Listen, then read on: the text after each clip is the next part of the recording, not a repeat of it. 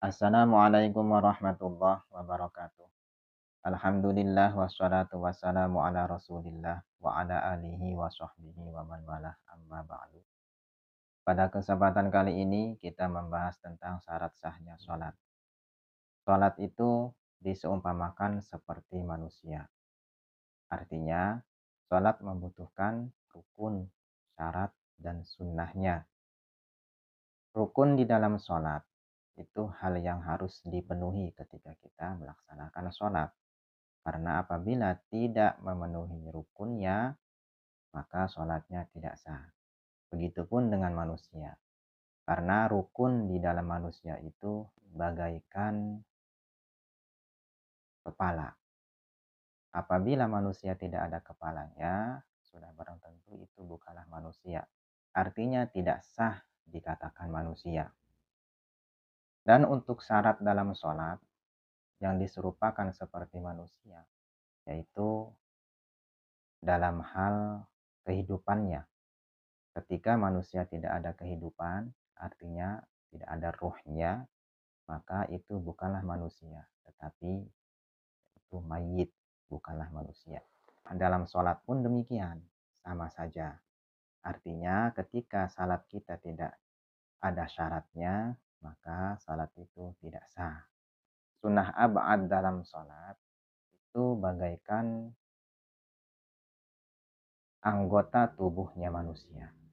Apabila anggota tubuh manusia itu salah satunya tidak ada, maka itu tidak sempurna. Dalam sholat pun demikian. Bila mana sunnah abadnya tidak dilaksanakan, maka sholatnya tidak sempurna. Dan sebagainya. Jadi Kiai Musonif memulai daripada pembahasan sholat dengan syarat sahnya sholat. Syarat sahnya sholat yaitu ada 5 perkara. Yang pertama, thaharatul a'dha'i minal hadasi. Itu harus sesuci dari hadas. Anggota tubuh kita harus suci dari hadas. Baik itu hadas asgor maupun hadas akbar. Harus suci dari itu.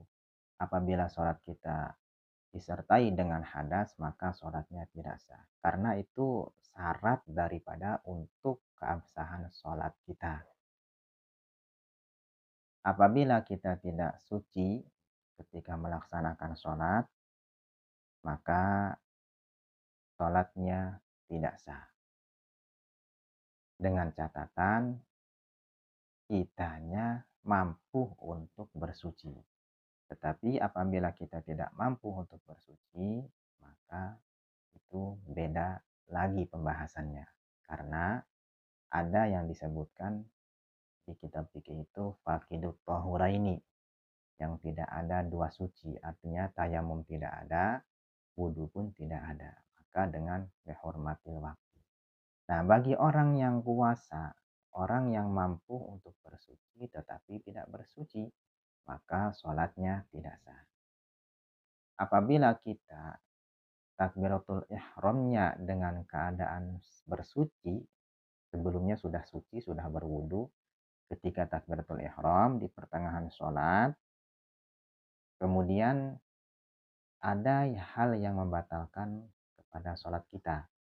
Misalkan karena hadas, kentut, dan sebagainya yang bisa menghalangi keabsahan sholatnya. Maka sholatnya batal karena syaratnya tidak terpenuhi. Tadi itu kan yang pertama, bahwasanya syarat sahnya sholat yang pertama itu harus suci dari hadas.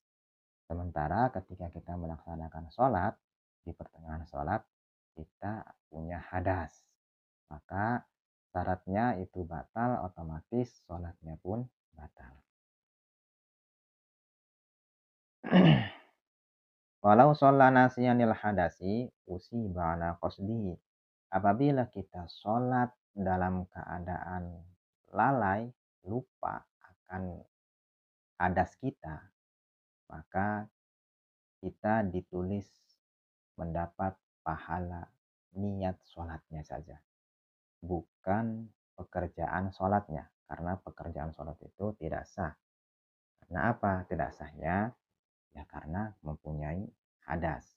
Misalkan begini, ketika kita takbiratul ihram, Allahu Akbar. Sebelum takbiratul ihram, kita punya hadas. Nah, misalkan kentut, tadinya punya wudhu, gitu kan, kentut. Sementara kita lupa bahwasanya kita ini punya hadas, belum berwudhu. Tadinya sudah wudhu, terus hadas, terus ketika melaksanakan sholat, kita lupa bahwasanya kita ini melaksanakan sholat dengan keadaan hadas. Maka ketika kita melaksanakan sholat, itu sudah tercatat pahala niat sholat, bukan pahala pekerjaan sholatnya. Karena pekerjaan sholat itu tidak sah. Karena apa? Ya, karena mempunyai hadas. Ilal kiroah, terkecuali baca Al-Quran. Baca Al-Quran meskipun tidak punya wudhu, punya hadas, maka sah saja. Artinya kita mendapat pahala meskipun tidak punya wudhu. Beda hanya dengan sholat.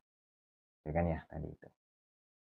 Wa nahwiha mimma la yatawaqqafu 'alal wudu'i, dan seumpamanya kiroah, seumpamanya membaca Al-Quran. Hal yang tidak membutuhkan wudhu ketika kita membaca Al-Quran, misalkan ziarah, itu kan sunnah berwudhu. Misalkan kita ziarah kubur, sunnah berwudhu, tetapi tidak berwudhu, maka ya kita mendapatkan pahala ziarah, kita mendapatkan pahala membaca Al-Quran meskipun memang tidak berwudhu. Nah, beda hanya dengan sholat. Kalau untuk sholat, hanya pahalanya itu di niatnya saja, bukan di pelaksanaan sholatnya.